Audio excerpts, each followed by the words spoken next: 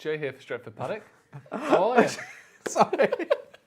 Come on! JF Stretford Right. Paddock. This is Transfers Live. Good lad. I got confused. Sorry, I don't know what I was No doing. intro tonight? Yes, no intro tonight. We're doing things a little bit differently. That's how we roll here at Stretford Paddock. Joining me, as always, thankfully someone's here. Yeah. Because I'm not. How long would you have been looking at that camera for before you said something? I don't know. I don't know what I was doing. I was looking at my microphone, wondering if it was in the right position. Lovely. Yes, thank you. It's Joe Smith. Joe, it's not just about Transfers Live. It's also about the Glazers. Yeah.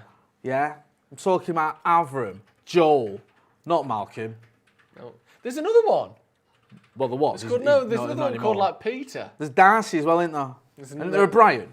Might be a Brian. Yeah, I think there's a Brian. Yeah, anyway, we're talking about all that mob.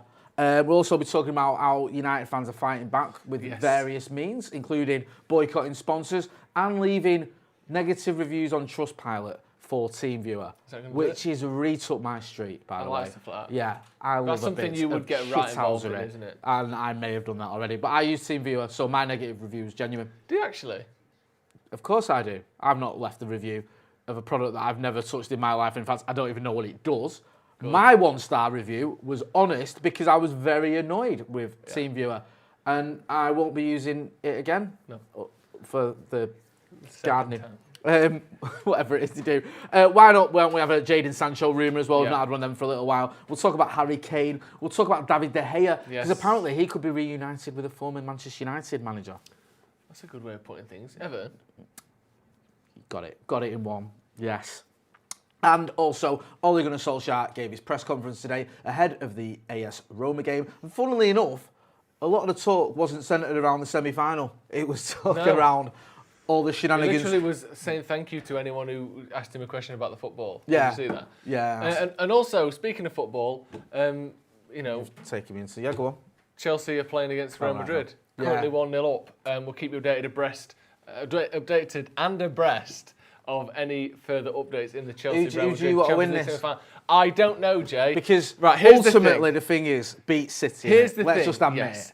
It's like, pick your fighter. You know that City is the final boss, and then it's pick your fighter. Who do you think's going to win? Well, obviously, I'd rather Real Madrid win the Champions League than Chelsea. Yes. But I think this Chelsea team has a better chance of beating City than this Real Madrid team. And as we've said, that is the end goal here. How do we stop City? Ultimately what it's about. And is it the case of, you know, yes, it's not your mate, but someone you don't hate as much has got a better chance of, rather than someone who you don't really care about in Real Madrid? Yeah. It's a tough one. It's a tough one. It is. It's a bit of a conundrum. It is. So what else is tough? What? Chelsea scoring a second goal because they missed about 40 chances in a row? Oh, no, I've never seen a team miss so many chances in the Champions League semi-final. It's ridiculous. What else is tough? What else is tough is the run of fixtures. United have got crammed in the next 4 days. Well, not the next 4 days, but in a 4-day period. Should those games go ahead, of course. Who knows? This is some of the most things crammed into a smaller space as I've seen since, you know... Since Ronnie Corbett climbed into the back of a Ford Cortina. Pocket of a snooker table. That's what I've seen. United have got 4 games in a week. Let's just say it plainly. We play tomorrow, we play Sunday, we play Tuesday, we play Thursday. Yeah, you got Thursday the 6th of May, you got Sunday the 9th of May. Sorry, Thursday the 6th Tell of us May. Who we're playing on each of those. Thursday the 6th of May, you've got a lovely trip to Rome. You've got Roma in the Europa League there, so that's all there. Pack your bags, you're heading to Rome for a lovely Champions League. Europa What League. did you just say then? Why would we want to play in the Champions League? It's shit, mate. It was an accident. Pack your bags because you're heading to sunny Rome for a weekend away for a lovely Europa League tie against Roma. That's very good. You're taking a 5-2 lead to the City of Love. 6-2. And then other than the competition and the score, I you've got everything right. I just stopped watching the goals. I knew we'd won. That's enough for me. 6-2. That's how good we are. I did the watch along. Yeah, I ought to remember. Then you've got a lovely trip to Birmingham on the Sunday, the 9th of May. Pack your bags because you're going to sunny Birmingham. Then you've got a lovely trip back to Old Trafford for the 11th of May. Pack your bags, you're going home. Yeah. And then on the Thursday, the 13th of May, so you're playing Leicester, the 11th of May. 2 days later, obviously, you're playing the Scousers. Pack your bags, you're going to Liverpool, etc., etc. You're going to sunny Liverpool. Or it's Liverpool that are coming to us. Yeah. Fuck's sake. So you've got guests. You've got 7 games there 4 games in 7 days. Christ. Get it right. We've got, right. Everything we just said in that last 3 minutes was wrong. Right. You've got 4 games in 7 days. That's what you need to know. Right? Let's know more detail than that. And they're all quite big. Yeah? Yeah. So it's all happening. Should those games go ahead, of course, because sometimes games don't go ahead because, we decide when you play and all that. Yeah. Does that concern you? Are you bothered? Are you worried? Are you fussed? No, because the game tomorrow against Roma, even at 5-2, which is what I mistakenly said before, that tie is over. Yeah. Unless there is the greatest catastrophe in the history of European football, we are through to the final, as Karim Benzema goes forward. So we're through to the final of that one, so we can rest some players there, we can rotate a little bit there. The Villa game, I know they're a decent team, but they've not been in the greatest run of form since Christmas, really. Aston Villa, when they were sort of fighting for 5th, 6th place, they've dropped down. They've dropped a lot of points in that time. So I think they're a much more beatable side now than they were when we played them last time, and we still beat them then, I believe. And then we've got Leicester, and Liverpool. By then we'll be able to have a couple of full-strength teams, I think. Yeah. I just, we're second. Yeah. I think we're sorted. You think we're sorted for second place? Yeah. Get involved in the comments. Let us know what you think about those run of fixtures. Give us a like as well. And if you're not doing, subscribe to the channel. Lots of people saying Pingu, give us a wave. Obviously, to reference a video of me doing the rounds where I'm a little bit worse for wear. Someone's saying I'm holding on to this table for dear life. Well, because I am the afflicted. Let's establish, because when you say a little bit worse for wear, to a lot of people that means drunk. No, I'm not drunk. I've not drank for 6.5 years. You're drunk on fitness. I'm drunk on fitness, yeah. I injured myself playing 5-a-side, Joe. What did you do? My calves. I did one, right, and then maybe overcompensated on my other leg because I couldn't use the other one as much. And I did the other, but then kept going because of the adrenaline and that sort of, Dunkirk fighting, Mancunian spirit I've got. Yeah. Do you know what I mean? Don't worry about it. When you say Dunkirk, you mean Duckenfield? Yeah, near enough. Yeah. And then when I came off, I was in agony. So I was hobbling about, and my missus filmed me coming into the kitchen because I was hobbling with the Pingu theme tune in the background. I would say you've pulled more calves than a farmer in creatures great and small. calving season, wouldn't you? Because they pulled them out of a cow's. Yeah, it's a great analogy. That's a great joke. You pulled both your calves. Yeah, basically. I pulled both my calves, so that's why people are in the chat going Pingu gives a wave and all that sort of jazz. Cool. So thanks for the sympathy, people. Do you know what I mean? But don't worry, I'm all right, really. It's my own fault for being stupid. So you're not too bothered about those run of fixtures. As I am. Obviously, I think it decreases our chances of winning all those games. 4 games in a week, I don't think we'll win all 4. I mean, we're going to go... But, with that in mind, do you think Ollie... No, does Ollie change anything tomorrow night, do you think? Because he's got that 4-goal lead. Does he go, right, I'll tell you what, I'm going to go turbo resis. This is going to be like, do you know what I mean? Like, literally children playing for us. And we just save everyone. Well, it's weird because, in a way...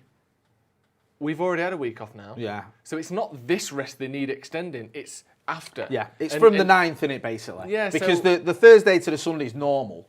So there's not really like, if you rest everyone tomorrow and play on a Sunday, I don't think that's really helping that much. But then on the Sunday, the Tuesday and the Thursday, in that what is it? It's the team that plays on Tuesday and Thursday that's my so you've got worry. like 5-day period there where you've got 3 games. Yeah. So that's where you've got to shuffle your pack a little bit. Yeah. And I think tomorrow's squad will be rotated somewhat anyway. So I think we'll see a bit of rotation. I think it'll be rotated tomorrow, pretty much full strength against Villa, rotate a little bit against Leicester, full strength against Liverpool. I think you're right. I think you want to push City as well because obviously if we lose to Villa, it's all over, innit? Because also... so you want to keep it going as much as you can. Yeah. And even there's if it's 2 another week or a few days. Of course. And there's 2... Yeah, exactly. That's a great point. And there's 2 ways of thinking as well. One is... It's harder to beat Liverpool. It's harder to beat Leicester, so play your best teams. We're going to play our best team against Liverpool no matter what, because it's Liverpool. So forget about that. It's harder to beat Leicester than it is to beat Villa. So then you think, well, but our second team could lose to Villa, and our first team could lose to Leicester, like we saw in the FA Cup. So I think if you're going to rest players in one of them, rest them against Leicester, when we've got a better chance of our first team beating Villa than our first team beating Leicester. So almost guarantee the win against Villa and make some changes against Leicester, and then you're saving people for the game against Liverpool as well. Yeah, definitely. I think we've got to have our strongest team for the game against Liverpool. We can't be letting the Scousers come to Old Trafford, if indeed the game goes ahead and beat us. Sushrut Walvikar, forgive me if I butchered that one. Hate the Glazers, support and love to Stretford Paddock and team from India, only if you care. laughing emojis, etc. We care. Thank you very much. We do. Thank you. And you obviously care. So, yeah, I mean, get involved in the comments. Let us know what you think of the fixture. Are you worried? Harrison B says, we need 4 points, I believe, to secure top 4. Villa and Leicester should be priority. Dan says, play the strongest team against Leicester and Liverpool and see what the fitness is like for Fulham. Oliver Edwards says, Chelsea are going to stock up in the XG bank so they could win the Champions League. Yes. I think the suggestion is there that they've missed so many chances tonight that they will then be more clinical in the Champions League final if indeed they get there. Damien Barron says, play your best team every game now to the end of the season. Rotate as required. You just got to be careful with some players, haven't you? Because it's like Marcus would happily play all those games. But, you know, you're going to run him into the ground. It's not even injury I'm worried about, really. Yeah. I mean, obviously, there is that, and we can all, you know, we all know playing too many games, people might like to get injured. It's just them playing shit at the end of it. Yeah. It's that, you know, they played tomorrow, they're a bit tired against Villa, they're quite tired against Leicester, and they're fucking knackered against Liverpool. It's not the injuries, which, you know, goes without saying. It's just they'll be knackered, and they'll be bad, and they'll lose. That's more my concern. So, yeah, I know what you mean, but I think human beings do struggle to do that many tough workouts that many days in a row. As Chelsea are through on goal. It's not the best ball, but are they going to get away with it here now? What's he done there? Is this it? Must be. Yes. See there, 2-0. Chelsea 2-0. That's the final. I think that's them. Mason Mount with the goal. Hey, that's a romantic tale, isn't it? Let me For be the honest. Final there, eh? They fucking battered Real Madrid tonight. Chelsea versus City in the Champions League final. It's just that's how football should be, innit? Eh? Yeah. One owned by a Russian billionaire with billionaires. Potential links to gangsters, and another one owned by a Middle Eastern regime who are using it as a sports washing enterprise to hide the fact that they're treating people in their own country like shite. So it does bring a tear to the eye, doesn't it, when you look at it? It does. Like, nostalgic and how football should be. Pure. When you think of these two teams, you think of, you know, that old footage from the 50s, young lads twirling the scarves and the rattles and all that. That's what you think of when you think of these two teams. Yeah. Beautiful story. Beautiful it is. So we look forward to that one. Shall we talk about something equally as disgusting? The Glazers and their silence. They say silence is golden, Joe, but I don't agree. Sometimes it's just downright rude.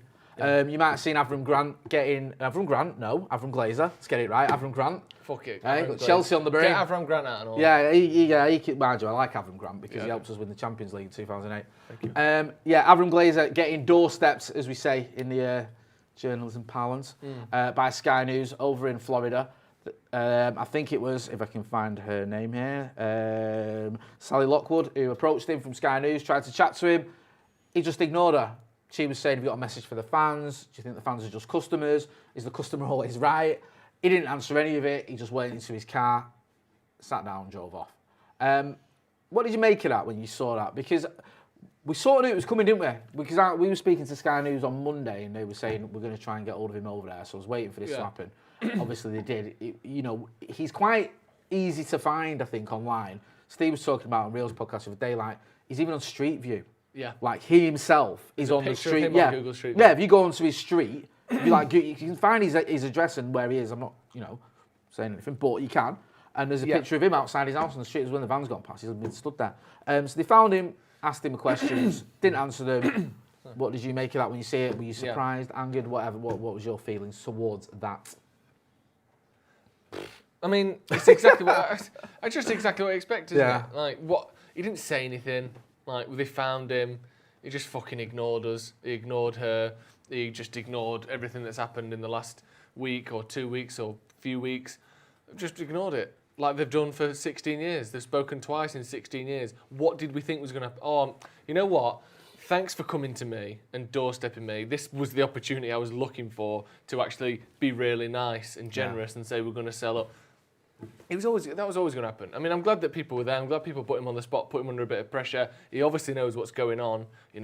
Some people saying that, well, they just get hidden from all this. Well, he will know why this is happening now. If he didn't before, which I'm sure he did. I'm just not surprised. I mean, I'm no more disgusted or upset than I was before this happened because he didn't fucking say it, which is exactly what you'd expect him to do. So it's just shit in it. But what did you think? I'm glad it happened because I want to see him facing the music where he lives. You know, he's sat there in Palm Beach. He probably just thinks, miles away from anything going on in Manchester. Don't really need to worry about it. Don't really bother me. He's going out to get whatever he was getting from the supermarket, tablets, milk or and ciggies. Yeah, milk and ciggies probably in a rifle. That's what they do over there, isn't yeah. it? And then, you know, he's been asked a few questions that he obviously didn't want to answer. Good. And it's just a little reminder that, you know, United isn't about, I know this is a news agency as well, but I've already seen American fans speaking about how there's going to be potentially protests closer to home for the old Glazer family. So, you know, more power to it, because I think he needs to answer these questions, or at least face them. I wasn't surprised he didn't answer him. Like you said, Joe, they never answer questions about Manchester United. The only press conferences they give are about the Tampa Bay Buccaneers, and the only people we hear from are people like Ed Woodward, who just, you know, sort of rubbish. We had that apology, didn't we, from Joel Glazer? Oh, yeah, cheers for that, Joe. You know, I genuinely don't think he's even read that apology yet, let alone wrote it. I think he's just there. You go, Joel, we've sent out an apology for you. Cheers. Cheers. When he spoke about rebuilding trust, which is Did it say anything garbage. meaningful on it? No, it didn't. Perfect. Yeah. It was bland. We just Googled apology. Yeah. Yeah. Standard apology, and then changed, you know, the ending to from Joel. Yeah. Do you know what I mean? So, yeah, load of rubbish. Get involved in the comments. Let us know what you think about it. Were you annoyed when you saw that footage? It just makes you angry seeing the Glazers, doesn't it? From my point of view. Doesn't matter what they're doing, what the scenario. Just the sight of them makes me a little bit annoyed. But, yeah, no surprises there. Just going to look through some of the comments, the ones I'm allowed to read. Charles Hobbs says, Avram Glazer and his flowing locks. I mean... Flowing lock. Embrace the baldness, son. What are you doing? What's this mullet all about? It just looks ridiculous. Tim Collins says, what's under his ponytail? Nothing. Not a lot. Yeah. I don't think it could hold the weight of many things, that ponytail, could it? It could probably keep a couple of ply tissue paper under there. That's about it, weight-wise, because there's so little hair. I don't know what he could trap under that. Mick Dawkins says he hasn't done himself any favours, angered the fans yet again, and proved Souness and others wrong with his attitude. Yep. Dan says, team viewers stock down 18.5% this morning. Tweeting hashtags Glazers out may not help, but targeting the sponsors might. We're going to get onto that in a minute as well. Like I said earlier, people have been looking at the sponsorship. People looking at every way possible to get the Glazers to start listening to us and ultimately get rid of them, but start that conversation. We spoke to Ian Sterling from Must, the Manchester United Supporters Trust, earlier today. They've issued an open letter to the Glazers, which came on the back of the demands that were made from the fans forum on Friday. They've been given that was the owners who've been given 7 days to respond. So by this Friday, the time is up, and if they haven't responded, then we'll see what the next stage is from the fan groups, from Must, from the TRA, and other people like that. We know there's fans out there everywhere who are doing their own thing. We saw the group of fans that went down to the training ground. Social media is obviously awash with people doing things. We saw the mass protest at the game on Sunday. And at the Lowry as well. And at the Lowry as well, I almost forgot that one then, So you saw that. The week before as well, you saw it down at Old Trafford. So it's all popping off. There's lots going on. And, on both sides of the pond, as they say, as well. So it's not just here in Manchester. Lots of people commenting on what he looks like, and it's not too complimentary, funnily enough.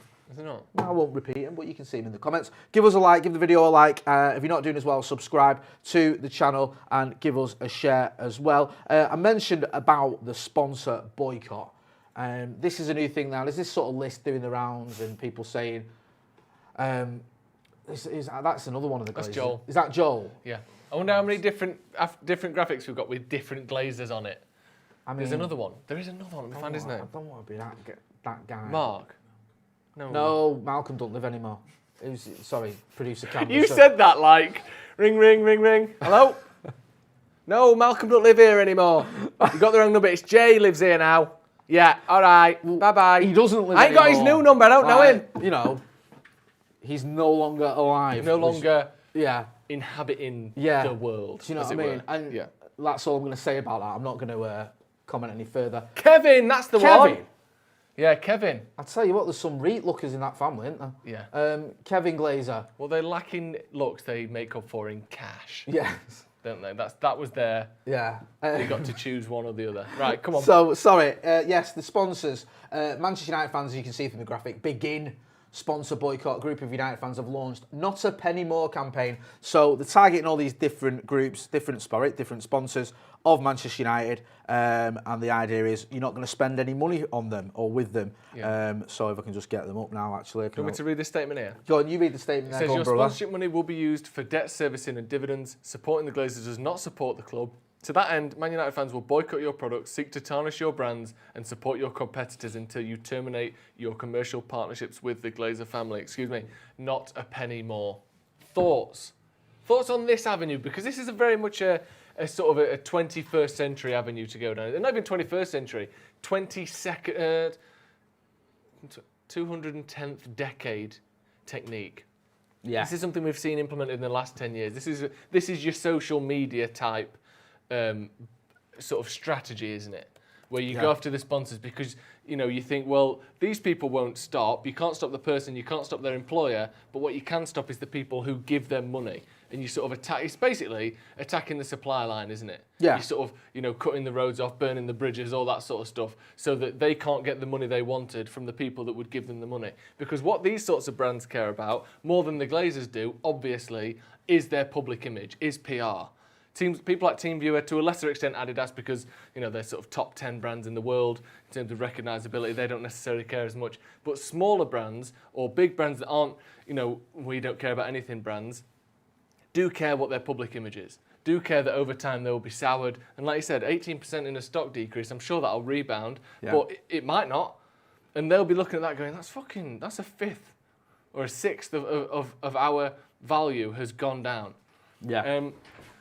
So, as Chelsea waved away a penalty there that looked like a stonewall penalty, if you ask me. I don't know why he didn't give that as a penalty, by the way, because it looked like I think the game's over. Full time, Chelsea in the final. But yeah, this is a tactic that's very much a modern thing to do, isn't it? And what are your thoughts on it as a tactic generally and in this instance in terms of its effectiveness? I think it's a great idea. I do. And I think it's something, everyone wants to do something tangible, no matter how small that may feel. They want to do something. Now, whether that might be, people tried the boycott Man United campaign, didn't they, when it was like, we're going to boycott everything from United. Do you remember? Oh, yeah. Not boycott, sorry, unfollow United. Yeah. So it was like, let's unfollow everything to do United. The problem with that is a lot of us weren't following anything to do United. Like, I didn't have the app. I wasn't subscribing to a MUTV. I wasn't, what I mean? So it's like, do we join them and then unfollow? Is that how it works? Is that kind of pointless? But now it's like sponsors. So, like you said, there's Adidas, there's, TeamViewer. I think there's a list of 50 plus sponsors because one thing that Wood would love to do is like announce a new noodle sponsor or here's some oil sponsor or here's some egg sponsor and all this nonsense where you get players look like they've got a gun to their head posing with a carton of eggs. Yeah, and it's like. So if you start boycotting them, if you start, as some people are doing, leaving negative reviews, it is going to affect them, and they're going to be thinking as well in future potential sponsors are going to be looking at United and going, do I really want to get involved in all that? Yeah. Do you know what I mean? Because especially the ones that aren't the big ones. Yeah. Because that's what I'm saying. Like people like TeamViewer, I'm sure, they must have a lot of money to do what they're doing, but they aren't Adidas. No. And there will be the noodle sponsor, which I'm sure they've got tens or hundreds of millions of pounds, but they're not multi-billion-pound sort of global conglomerates like some of our sponsors are. And the tractors and the sort of the calculator sponsor and whatever. Those sorts of people will be slightly. Oh, have you seen what's going on there? Yeah. Have you seen, well, maybe we should sponsor AC Milan, or maybe we should sponsor Atletico Madrid instead because their owners are fine, or they don't mind, and maybe that will make a difference. Sorry, carry on. No, I think I've seen different articles. I think one article I've seen on ESPN, it says United currently have 23 global sponsors, including Chevrolet, obviously who's going to be replaced by TeamViewer, I think, soon, Adidas, DHL, Marriott Hotels, as well as a number of regional agreements across the world. So sorry, that's what probably makes up the other ones as well. So like, if you're getting all this sort of mither, people boycotting, people bombarding you, giving you negative views. If you go onto TeamViewer's rating on Trustpilot now, it's through the floor, isn't it? It's just been like hammered with everyone leaving negative reviews. Then that is going to affect. So we've had reports already that some of these sponsors are unhappy. It's going to hopefully hit the Glazers where it matters in terms of money and potential future deals as well, because it just adds to the idea that United's a bit of a mess, and why would you get involved in that? Yeah. So you're going to look at it and think, you know what, if I'm a potential sponsor, then no. And also, hopefully, I don't know how these things work in terms of the deals and whether the sponsors can pull out. I don't know if that is a thing, but it's certainly going to make them think twice of renewing a contract, for example. Timothy Kennedy in the in the super chat says, it doesn't have to be long-term drops. A one-time 18% drop should get someone at TeamViewer to pick up the phone and call the ownership. That's literally exactly what I was going to say. Do you think anyone from United sponsors have rang, maybe not the Glazers, but Woodward or one of the finance guys at Man United and said, what the fuck is going on here? Do you think that conversation has been had? I wouldn't be surprised because it's obviously not what you sponsor Manchester United for. You sponsor Man United to grow. Yeah, for the opposite of this. Yeah. It's not like you sponsor United so you grow. People associate your brand with something good, not something negative.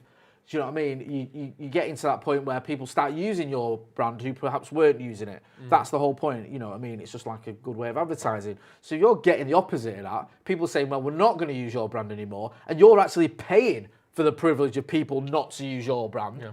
And the only time when people do Google you is when it comes up when you go, oh, well, they've got one-star reviews now. Yeah. Oh, fucking hell, this is a nightmare. Yeah, when Margaret from North Carolina goes, oh, I could do with a new thing. What's that? Oh, it's TeamViewer. Let's see what's there. And they go, fucking hell, one-star review. Look, fuck that. They have no idea what Man United are. They have that seems a bit dodgy. I'll use VLC Media Player instead. I don't know what TeamViewer does. But I was impressed with all that. You sounded like you did. But you know what I mean, though? Yeah. Like, it's not just United fans. It's if I go on a website and I see fucking 1 star, I go, and then their competitor is already next on the search list and it's 5 stars.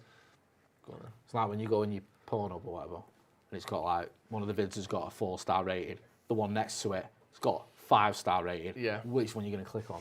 I like that from you, Jay, because it shows a level of innocence. Because it's actually a percentage rating on Pornhub and not a star rating. I wouldn't know. You wouldn't know because that, I'm old school. I use magazines. Yeah, you get God intended. You get the rated. You literally read like page reviews. 3. You read reviews. Don't you?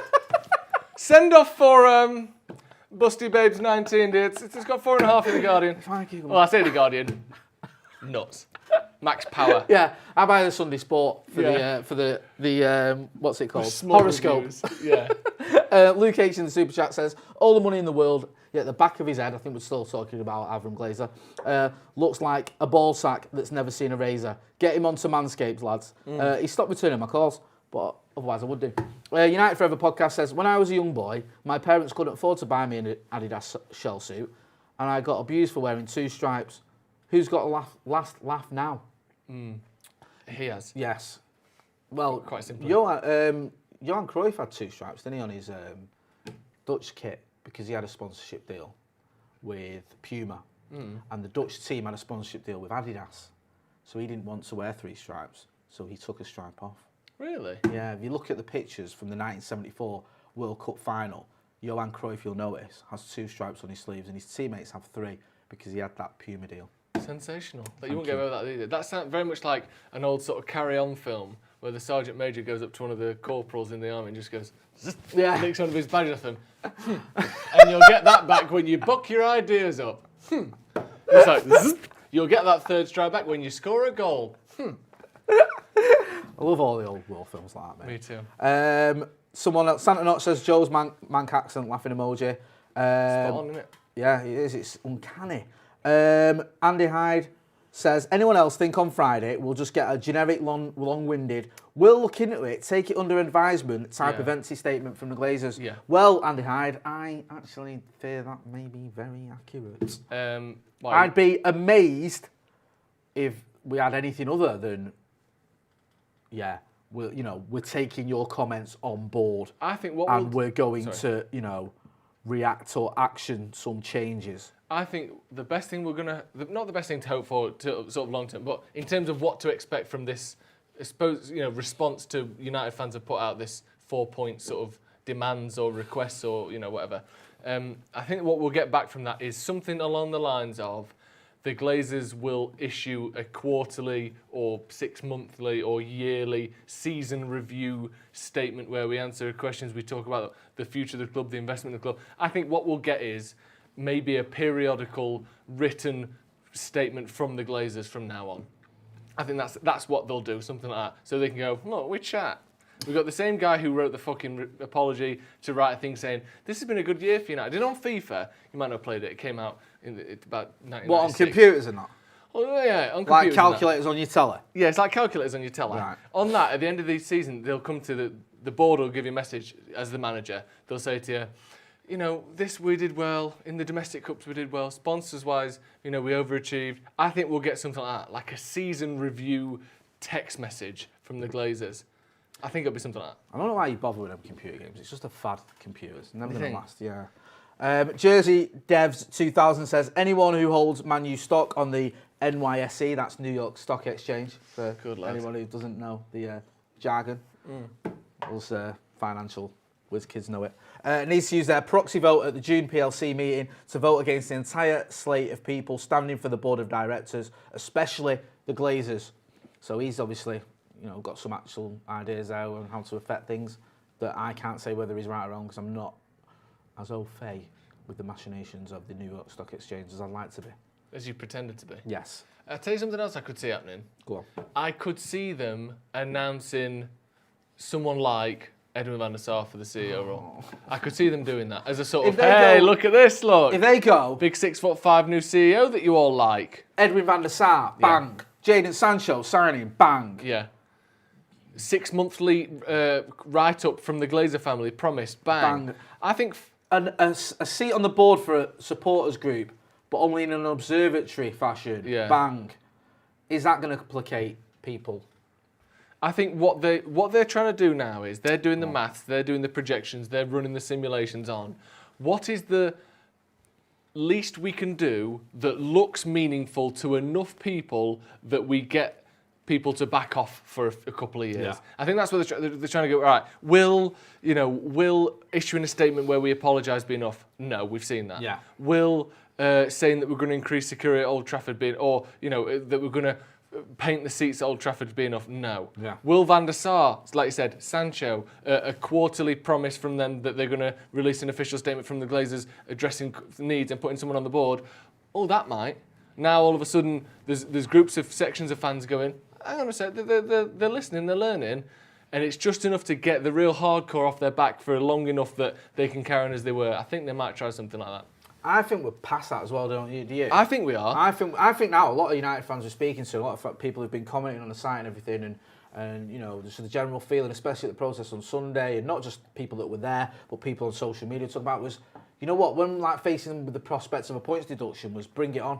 Yeah. Do you know what? Bring it on. You know what? If it's more years of not competing at the top level because we've had sanctions, because we're boycotting things, but it leads to them leaving, to the Glazers fucking off, then do you know what? I'll have a bit of that. So Jadon Sancho and Edwin van der Sar and, a monthly newsletter ain't going to cut the mustard for me, and I don't think it's going to cut the mustard for a lot of Manchester United fans. If I'm wrong, get involved in the comments. Yeah. Let me know, would Jadon Sancho, Edwin van der Sar and, a weekly or monthly update or whatever be enough for you?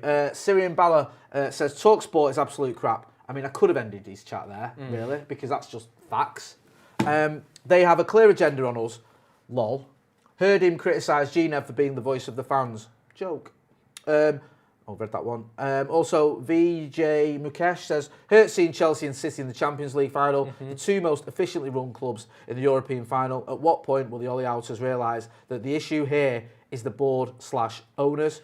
Jay, I've got a question for you. Love questions, mate. Go on. Manchester City, the most expensively assembled squad in the history of football, in the Champions League final. Is that a coincidence? Just one word answer, please. Yes, they've done it through... I saw this last night on a tweet from a pundit, so it must be true. Do you know how they've done it? How? It's not £1 billion of investment. No. It's not just throwing money at Pep Guardiola No. until he eventually gets to his second final in 11 years. Do you know what it is? What? Team spirit. Team spirit. That was it. Well, I'm glad you've answered that. I would say it isn't a coincidence. Second question, Chelsea. Yes. A team that has had a lot of money invested in it down the years. Yeah. And then, after finishing, on the same points as Manchester United last season, technically fourth, but, joint third. 66 points apiece. They then went out and spent $250 million on 4 first-team players this season. So that's like, what, 180 million, 190 million more than we did. That's exactly right. Yeah. They're in the Champions League final. Is that a coincidence? Do you know what, Joe? I'm going to tell you that's not a coincidence. It's not really, I have a sneaky feeling that had we gone out and spent something similar, really? We might have been challenging for the top honours. Not that I don't love the Europa League, That's a good course, point. Well, because United are second in the league. Yeah. I would say we're comfortably the second best team in the league, except maybe Chelsea since Tuchel arrived. We're also likely in a final. Admittedly, we did stumble in the group stage of the Champions League. We got to another semi-final of the League Cup, a quarter-final of the FA Cup. You think maybe an extra 180, like you said, the difference between United and Chelsea spending, an extra 180 million spent this summer on the likes of Jadon Sancho and maybe a defensive midfielder, we might be doing the same thing that Chelsea are doing. You'd think that would be fucking possible, wouldn't you? You would think that would be possible. So, you know what I mean? It just shows to show, doesn't it? Listen, and the thing is as well, like, people have said this.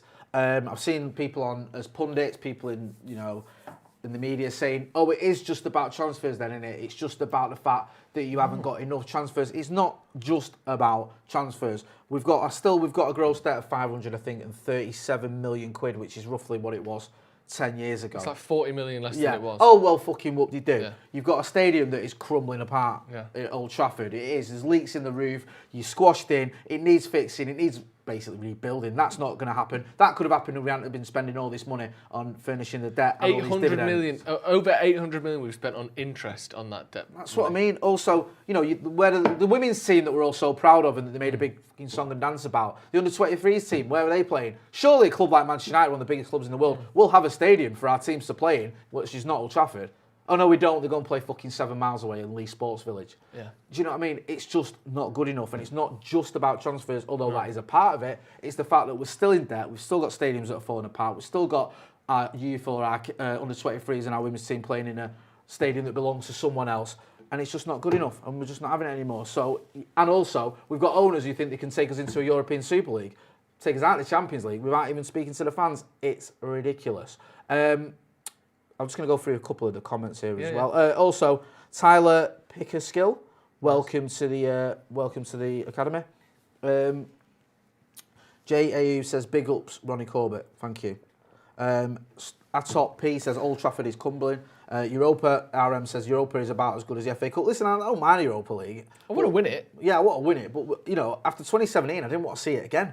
And now 4 years later, we're back in it, and it's like, yes, it's good that we're getting to, we are getting to the final, but still, when you see Chelsea and City in the final of the Champions League, when it didn't seem to me that long ago that the idea of either of those two clubs, or well, especially City being in the Champions League final, seemed ridiculous.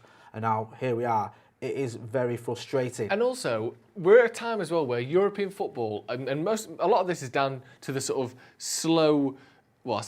the consistent fact that Premier League teams have more money than everyone else. But we're at a time as well when European football is comparatively very weak compared to the Premier League. Yeah. Now would be a time when United should be challenging for Champions Leagues. Yeah. Like, since Real Madrid lost Ronaldo, and they haven't really improved any position on their team in about 3 years, except maybe Ferland Mendy, they're weak. Barcelona, I mean, obviously struggling at the moment. Italy, shambolic largely, because Juve are the only team that ever does well in the Champions League, and even they were terrible this season, and they're already Inter have won the league. Like, now would have been a time United could get another Champions League.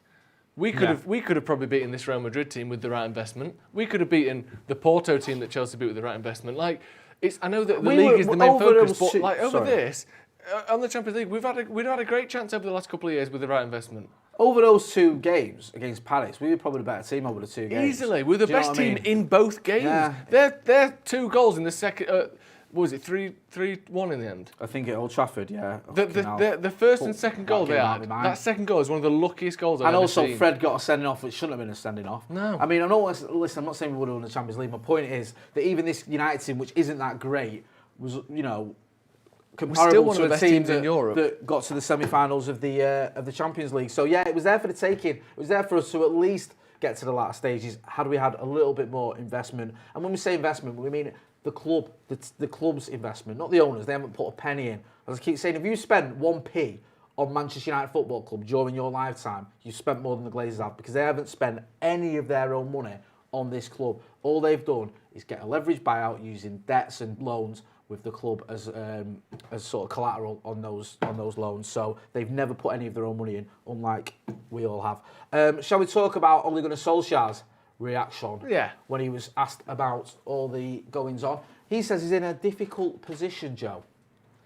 Yeah? I'd say so. Difficult position, eh? I should Coco. Ole admits he's in a difficult position after the Glazer protest. There's quite a few quotes that he said during his press conference that you can see. He says, yeah, it's a difficult position for me to be in. I've always had a good relationship with the owners and they do listen to the fans and I'm sure there'll be better communications coming. I've been communicating with the owners. I've got an apology personally. Now, I saw the way he delivered that. It's not the way it's been reported. I mean, it was like through gritted teeth is an understatement. Is that, and they do listen to the fans. Yeah. Like it was like more. I think that was more. And when you put it in its full context, and they do listen to the fans, and I'm sure there'll be better communications coming. I think he's been briefed on the thing I was suggesting before about this new. We're going to do the Glazer report once every 3 months. I think this is him talking about something specific. I'm sure there'll be better communications coming. I think that is him referencing something that is actually he knows about and is coming soon. I think that's why he said it. I think he said he's probably just had a conversation with him in the same convo that they gave him a personal apology. I think they said, and here's the plan that we will reveal in response to the 4-point plan laid out that the fans want. I think this is referencing something specific rather than going, they do listen to you. Look at all the things they've done. They listen to you. I think he's saying they've listened a little bit. And you'll see why soon. Personally, do you think that, or do you think it's more just a general thing? I don't know. Yeah, maybe. Yeah, you might have a point. To be fair, that sort of makes sense. When I seen that, I didn't think any of that. I just thought it was like, oh yeah, I'm sure in the future things will be better. Because the way he delivered it as well, it wasn't very heartfelt for me. It was very like, like when a politician's not been briefed fully and they get hit with a question. Yeah. And it's like, you know what I mean? Like, why were you climbing out that woman's bedroom window at 4 a.m. And it's like, well, there's good questions and there's bad questions, and that's the question you've asked me. It was that sort of thing of, I haven't really got an answer, but I've got to say words. Yeah. So I'm going to say these words. It did seem very much like, it wasn't in previous times when we've seen Ole and he's speaking and you can see he believes in what he's saying. No. This was like, he's in a bit of a hard position because he can't come out and say, yes, the owners are absolute knobheads and I hate them because he'll lose his job. He can't go OTT on certain things. Although I did think some of the things he said about the fans I was a little bit disappointed with. I'm not going to lie. I do love Ole, but I think he took it a bit far with some of the comments he made about the protesters. Yeah. But on the Glazer front, maybe you're right, Joe. Maybe we'll find out on Friday when there's that response, because they've got till Friday to respond to the demands from the fans forum, and we'll see whether they do or not. But Ole seems to think it, and you think it as well. There could be some sort of weekly newsletter on the horizon. And also the thing he said about I've got an apology personally. What does that mean? Because an apology could be, Edward would go in, Ole, I'm sorry you've had to answer these questions. Yeah. I'm sorry that this is, I'm sorry you feel that way. Yeah. Which is, you don't know what that apology is, so we'll have to wait and see. But also he spoke about the protest that went on Sunday, and he said, the right to protest peacefully, everyone has got a human right to be heard, but it has to be peacefully. When you step out of that line, when you break onto the pitch and into dressing rooms, that is not nice. He said it's everyone's right to protest, but it has to be in a civilised manner. Unfortunately, when you break in, when police officers are scarred for life, that's a step too far. I mean, again, you can argue, you've got to say certain things. I just think he could have just left it a little bit. And also, one thing he did say is, I know our fans want a team that is likeable, playing attacking football, scoring goals, winning trophies and being humble. That can identify with them. My job is the results. We want to get back to winning trophies, which is one thing that we all want to hear the manager say. Because he's been criticised in the past, hasn't he, for saying that trophies aren't a barometer of how well you're doing. So he's speaking about trophies. I also remember seeing him saying about, his job is to focus on the football side of things. Yeah. So, I mean, that ties in what you're saying about the communication, doesn't it? Because he's having to answer these questions on the owners because they never speak. Yeah. Do you know what I mean? If one of them did a press conference every now and again, they could just say, well, Ollie's there for the football questions. Anything to do with the owners, that's the owners. But they don't. So he's having to answer questions on, just like he had to answer questions on the European Super League, just like he had to answer questions on everything else, the protests, the owners, it's just never ends because we never hear from them, do we? So the manager's the only one who does a press conference. No, yeah, he's answering questions from people that he doesn't know their opinion and isn't there to answer. Like you said, he's basically answering questions on behalf of the Glazers or on behalf of Woodward. So he's in a tough position. I agree with him. I agree with what you said as well. Some of the stuff about the protests, I thought, he didn't need to... I don't know. I think he maybe could have said a little bit of, protesters were there, I can see where they're going, but, it's a shame that things had to happen the way they did. Or, just some way of being a bit more general with it and a bit more less... beige. Yeah. Do you know what I mean? Just, you know, any manager, any football manager can always give you a meaningless answer. Yeah. And I don't mind that if he was sort of a little bit more meaningless there, you know, when he was asked about the protesters rather than giving it the old, you know, well, we don't want police officers scarred for life and all that sort of stuff. I don't think you need to go there. I know people disagree, and I'm not condoning that at all, police officers being scarred. I'm saying that, you know, thousands and thousands of people took part in that protest. The reason was to do exactly what that protest has done. Yeah. It's got everyone talking about the Glazers' ownership of Manchester United Football Club, and I think you need to focus on that and remember that rather than focusing on this, you know, this, what was it, one arrest? Yeah. One arrest. Mate, when we played the Scousers 10 years ago, there was 18 arrests. Yeah. Do you know what I mean? Now, I know there was no, you know, there wasn't a game with fans and all that, but it's not like one arrest is unbridled violence the way it's been made out to be. Come on, let's have a little bit of perspective when you've got thousands of people there protesting and one person gets nicked. Siram Bala says, with our efforts in running the Glazers out and everything going on, do you lads think this could have an impact on the investment, our finances and our revenue stream, not the Glazers' crucial summer? Well, so be it, mate, in my opinion. That's, do you know what? If this is what it takes, and if it takes, you know, it impacts him financially, hitting the club, hitting the Glazers, then that's what we've got to do. You know, the thing is, it's got to pinch somewhere along the line. Yeah. I don't think it's going to, you know, we can't have it both ways. We can't have loads of new signings this summer and everything being hunky-dory and the Glazers wanting to go. You're not going to have that. So if that is the case, then so be it. And I think that's why a lot of people are doing what they're doing with the boycotting the sponsors. Yep. Yeah. Should we move on to transfers? Look, absolutely. Who's the one English striker that plays for Tottenham Hotspur that Manchester United could look at? Harry Kane. You got it, man. You're so good at this. Thank you. And apparently, United are ready to sanction a £90 million bid. Says who? Says who? Says the graphic there, my friend, and it's never wrong. Yeah, I mean, listen. First of all, just with Harry Kane, I think this has come from the Mail Online. It says, yeah, Manchester United are ready to bid. To lodge. It's ready to lodge. Oh, sorry, set to lodge. There you go, you see the graphic. Man United set to lodge. I love lodging. Me too. I've done a bit of lodging for years. A £90 million bid for Tottenham talisman, Harry Kane, this summer in the hope that the mega signing will dispel anger towards the Glazer family's ownership. And say it with me, Jay, our favourite three words in journalism, according to reports. So we didn't say it. Don't look at us when it don't happen. We never said nothing. Yeah. Yes, you did. It was reports. Yeah. Reports told us that. Did they now? Also, really? 90 million, you ain't getting Harry Kane for that. You probably get... What are you getting for 90 million in terms of a striker? Calvert-Lewin. Do you know what I mean? You don't get Harry Kane for 90 million quid. No. Like, he's got 4 years left on his contract. He's 27 years old. Yeah. This is their big shit. Like, he's a better player than Gareth Bale was when he went to Real Madrid. Yeah. And he went for 90 million 7 years ago. Yeah. When people cost a lot of money. When people had loads of money. Like, we're ready to sanction a 90 million bid. So the bid hasn't happened. The money isn't enough. We haven't sanctioned it. And it ain't happening. I mean, I'm not saying this transfer will never happen. But this story does not make me think any of those things are any more likely to happen.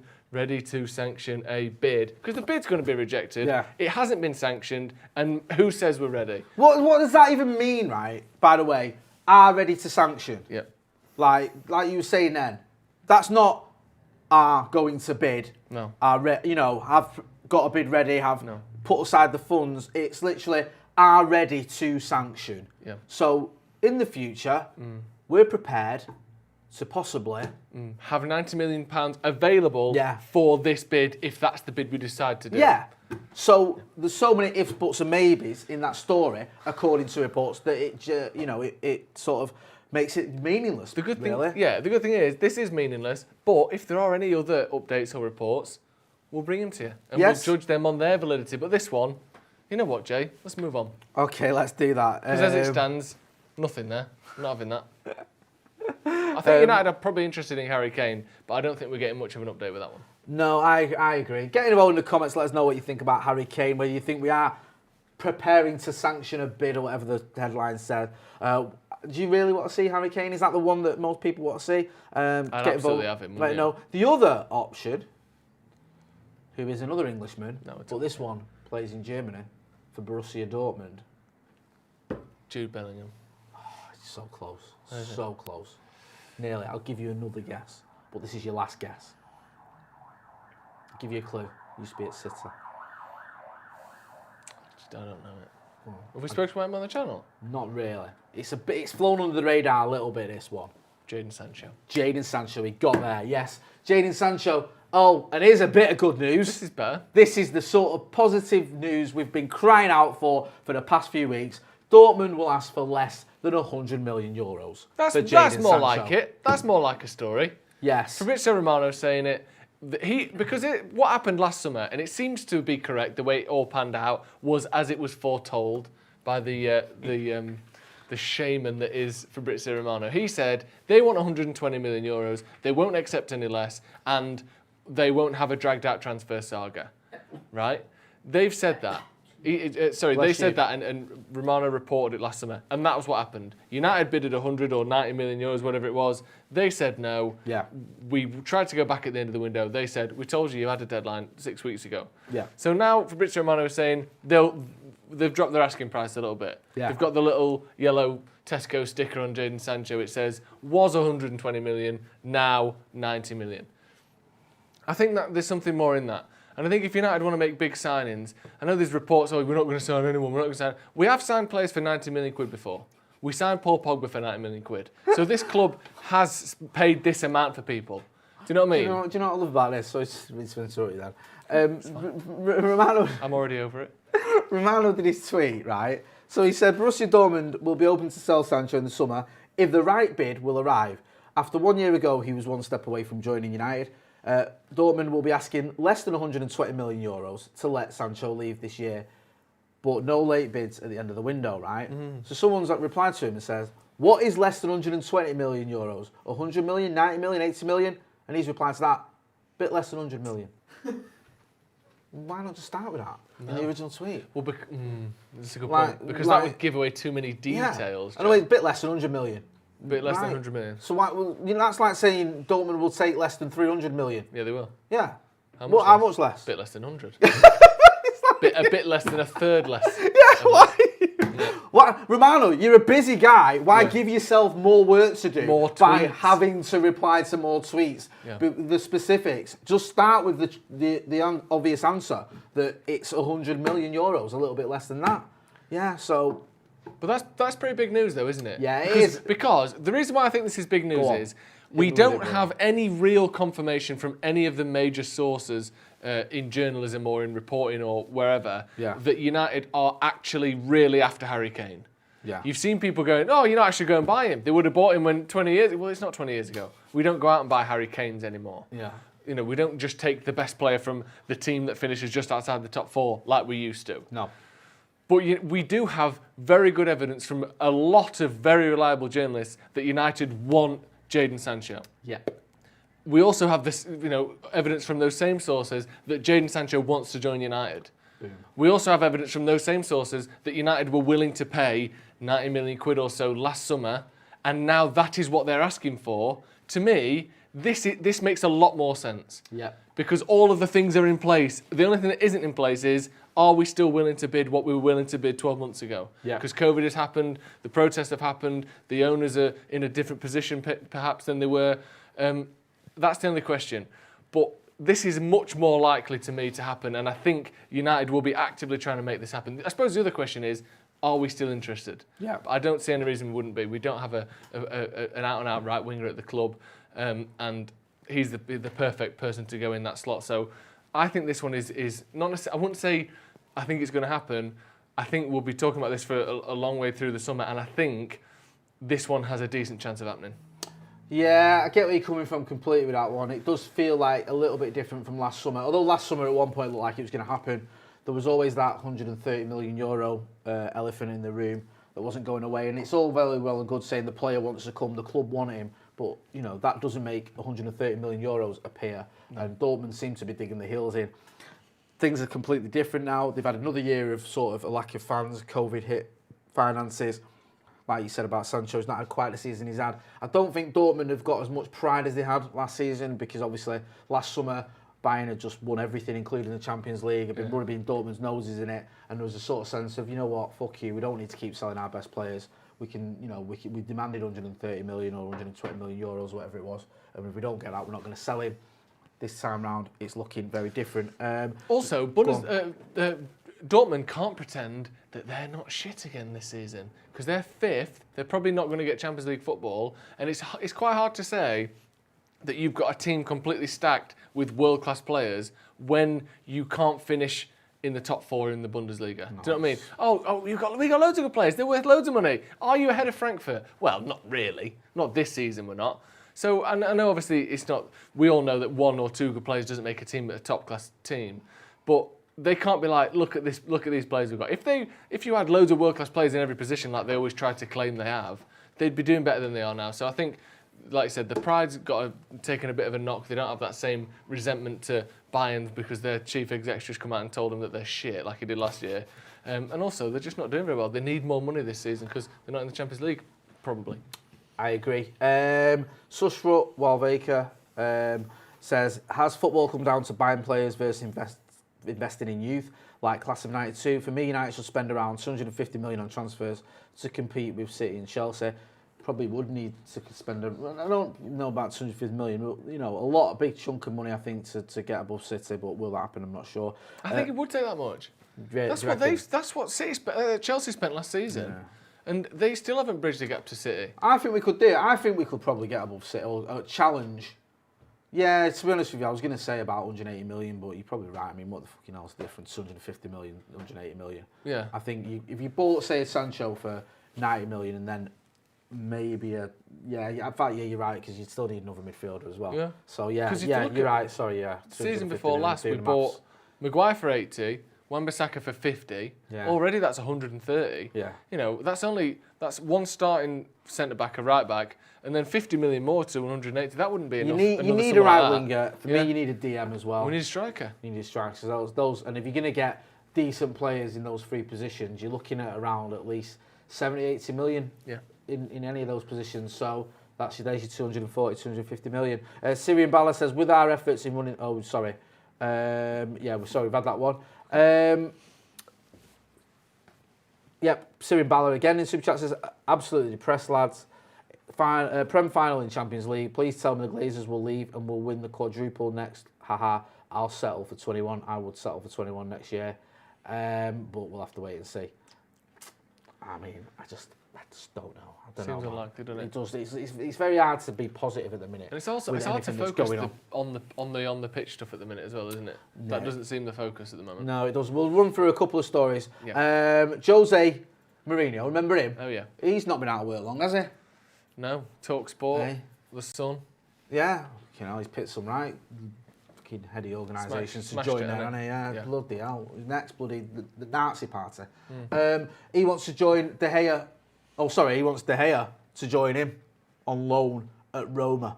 So, as you can see there, suggestions that Mourinho would like to sign David De Gea coming out of Italy. Does that make sense to you, that move? Not as a loan. Like, come on, let's just stop loaning everyone all the time. Let's get some money for people. Yeah. Like, I know David De Gea can be better than he has been. Yes. But he's still be Roma's best goalkeeper. He's still one of the sort of top 10, 15 goalkeepers in the world. Yeah. And maybe Roma don't have the money for him, but Roma got some new owners last season who were meant to be, coming out. They came out and said, we're going to turn Roma into one of the biggest clubs in the world. So we've got to do that by, not spending any money. You've got to spend some money. And if they can't afford him, well, you don't get him then. You don't just get to have a United player just because you want him. If you can't afford him and it doesn't suit Man United, he isn't joining you. Because he has a contract at United, we get to decide where he leaves to. So, can we have him on loan? No. We can't afford to buy him. Oh, well, fuck off then. Yeah. Leighton Orient might want him on loan. So, I mean, the thing with me with that is then, if they can't afford to buy him, can they afford his wages? Because with David Hayes on such astronomical wages, does that become a point where you go, okay, it's worth our while just to get him off the books? Because if you get David De Gea off your books for a year, that's probably, I don't know, I'm just guessing. 12 million quid. A year. Maybe 15. 350 a week, times that by 52. 3 times 5 is, 3 times 5, 15. Yeah. Add 80 times, times that by 10, 15 million. Probably around 18 million a year. Right, okay. It's not as much as I thought it was then, yes. I mean, it's still a lot. Yeah, it's still a lot, considering but it's not enough, reports are saying that we're only going to be able to sell him for about 30. I get it, but if they can't afford to buy him, they can't afford to pay him 350 grand a week. No. They can't. No, I agree. So what do we get out of this? You get a good goalie, we still probably pay his wages, and you can't afford to buy him at the end of it. Oh, thanks. Great deal. Literally the only link there is that Jose Mourinho used to manage him at United. Yeah. Why would he go there? I know. I mean, I don't know. I think as well, if you're Jose and you're going in there and you haven't got a massive budget, I mean, I don't know. Maybe I could see some Man United players maybe going over to Roma. I know Smalling's already gone over there, and Mkhitaryan's over there, of course, as well. Yeah. I just wonder, like, maybe Jose looks at it and goes, maybe if I took Mata or Matic or some players like that, they could do a job for me. I don't know. I'll have to wait and see, because you look at what Conte's done by taking after United resis. Done all right there, hasn't he? In there. Yeah, but it took Roma all summer to give us 15 million for Chris Smalling. Yeah, and also, like, to be fair, Inter did also buy Romelu Lukaku, who's almost guaranteed to get you goals. Yeah. He just, he was having a bit of a Yeah, no offence, but Ashley Young and Alexis Sanchez hasn't won the league for Inter Milan. No. Neither has Darmian. No. That's what I mean. Although some people want to paint it that way. That's not why they've won the league. Seen a few tweets going round going like, oh, look at these lot now, mate, come on. Matteo Darmian, was anyone really clamouring for him to stay at Manchester United? Anyone think if he had stayed now, we'd be in a better position than we would be? Does anyone see him putting Raheem Sterling in his pocket in the derby? Because I didn't. So, and also, it's not like they've gone to fucking Everton and won Everton the league ahead of United. They're in Italy! They've won a different league against different teams. What maths are we doing here? Oh, here we go. Right, so Alexis Sanchez and Darmian are on the bench for Inter Milan when they win the league, and that's somehow bad on United. Oh, fucking great. All that shows is that Italy is shit. If they'd have gone to fucking Crystal Palace and played every game and won the league, what have we done? They've won a different league in a different country, not even playing. Who cares? How are you comparing this? Oh, yeah, we should have kept 34-year-old Ashley Young. The only thing Ashley Young has done over there is grown hair. Like, fuck me. It doesn't matter. Look at them. They've all won the league with Fenerbahce. So what? It's not Man United, is it? It's not England. Who gives a fuck who wins the Italian league? Sorry, but what are people on about?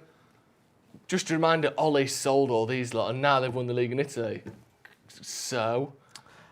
Some transfer window dates have been announced. Hey, that'll get your juices flowing. Like that's the announcement that I wait for. Forget about the scores and the results and the signings. Give me the transfer window dates. Yeah. Inject that into my veins. Clubs will be able to buy and sell players from June the 9th to August the 31st. So you can expect lots of stories doing the rounds about us. Maybe getting Jadon Sancho, maybe not getting him for probably the entire duration of that transfer window, to be honest with you.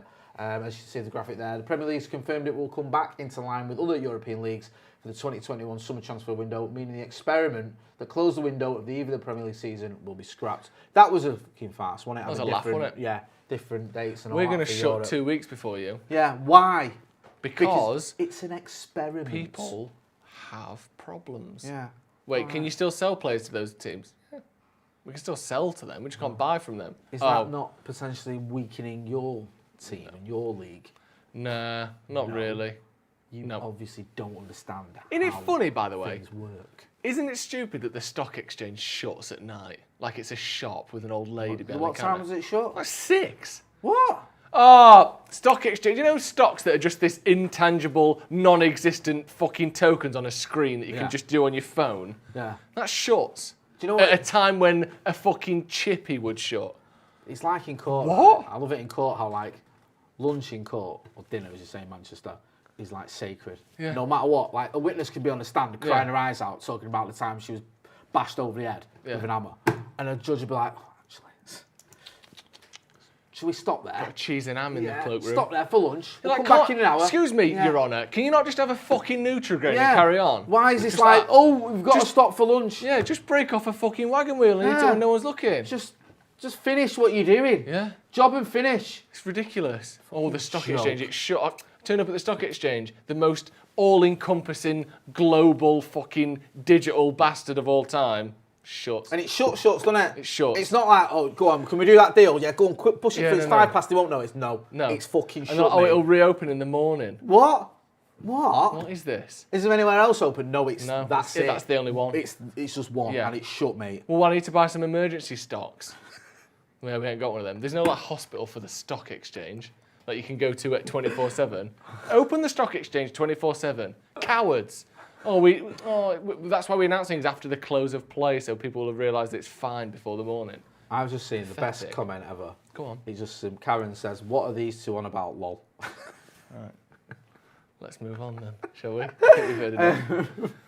Fans also, return. by the way, how fucking good would it be if this season PL announced, get that graphic back on the screen, PL announces transfer window dates and it just says, we're going for purge style, it's open for 1 day. Yeah. Transfer window, 10th of August. That's your lot. Are you just like, what? 24 hours. And if anyone gets caught doing any deals before that, ban for life. Yeah. It's fucking 24 hours. Everyone just shit yourself. How amazing would that be? We'd be live for 24 hours. Yeah, we would. Blatantly. I'd love that. And you have to get those deals done then. A bit of a change up this year. It's open for 1 hour. That's it. It's open for fucking 1 hour. Like lunch break at school.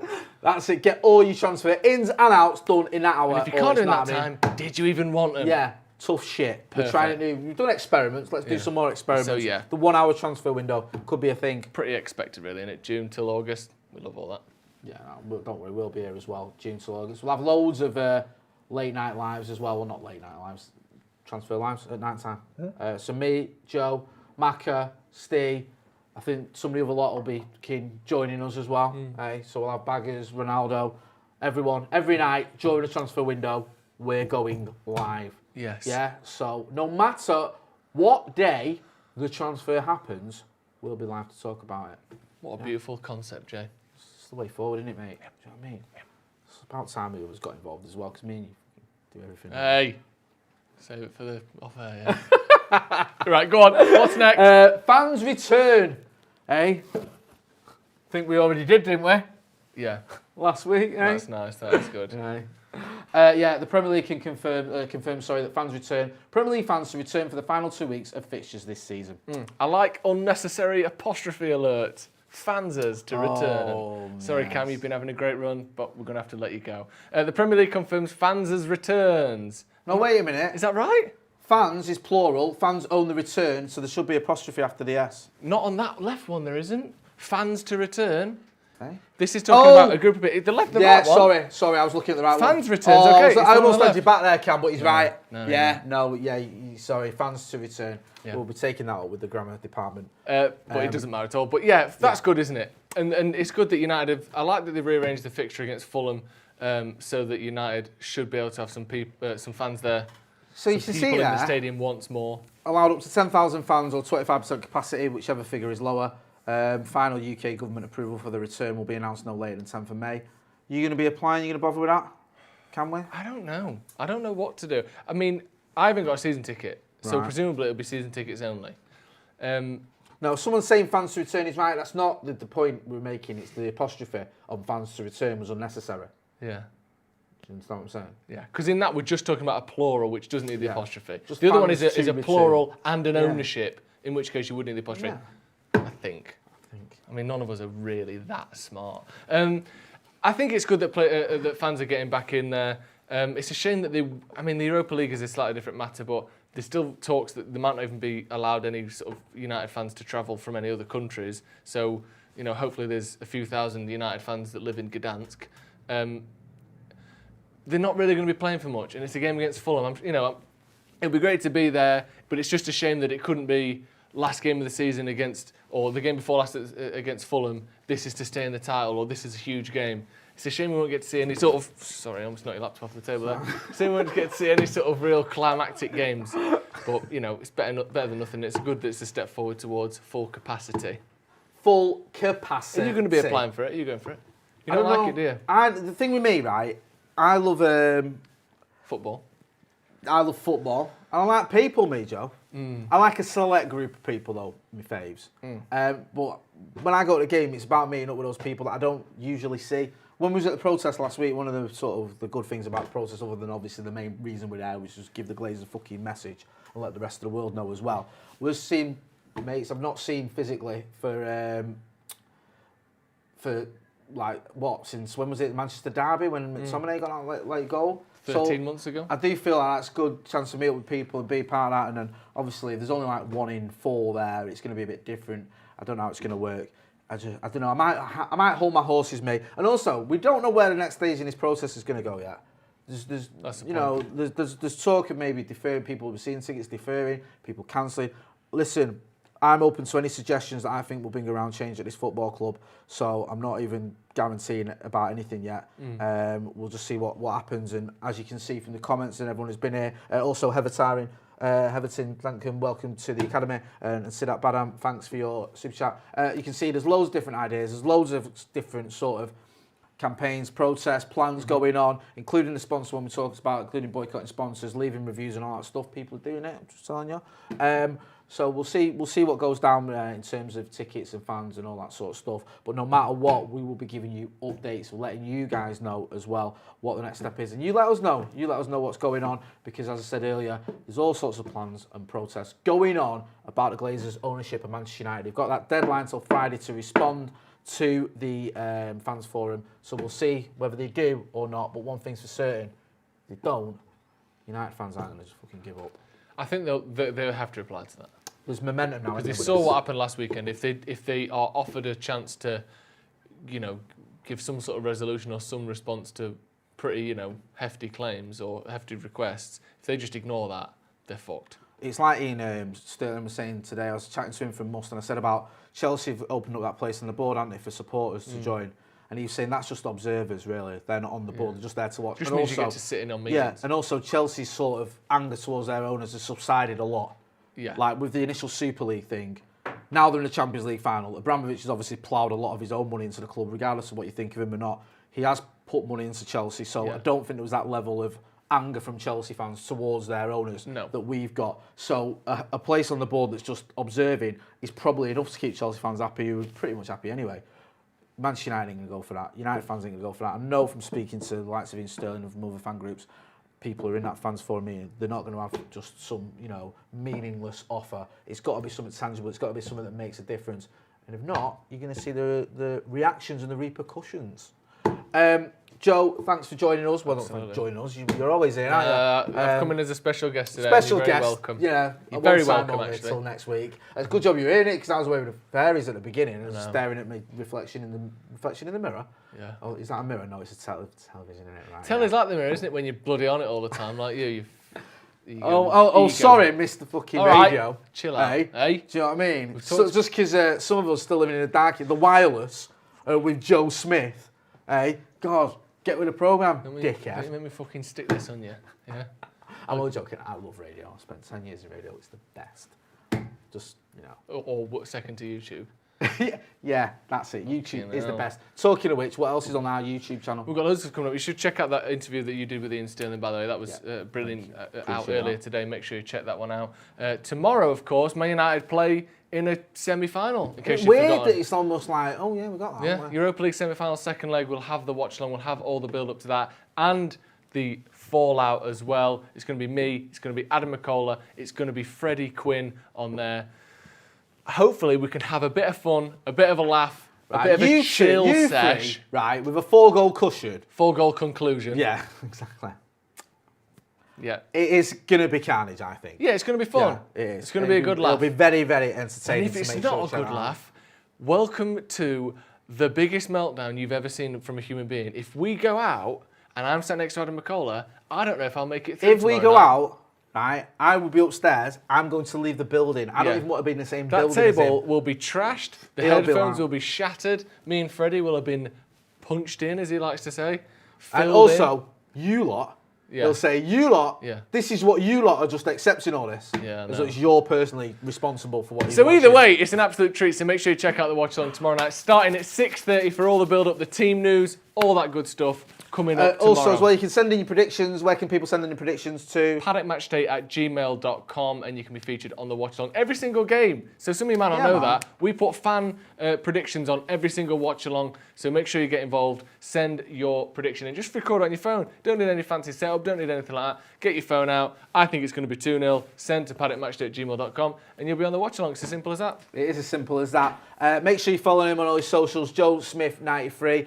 You know where to find me, Jay Motti. This has been Stretford Paddock Transfers Live. Don't forget to hit like, share, and subscribe. Yeah, and hit the little notification bell as well, so whenever we go live, you see it. If you do follow me on Instagram, I pulled out what can only be described as a foot-long hair sludge and slime ball. You've not put that on Instagram? Drains. It's on my Instagram story. Why? It's on my Insta story, Joe Smith. If you want to know what we're talking about, check it out, Joe Smith 93. I did a bit of DIY and it went drastically wrong earlier.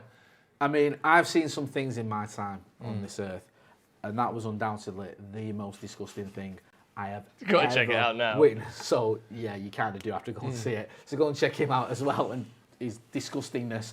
And just so you know, I ate it. On that bombshell, thanks for watching.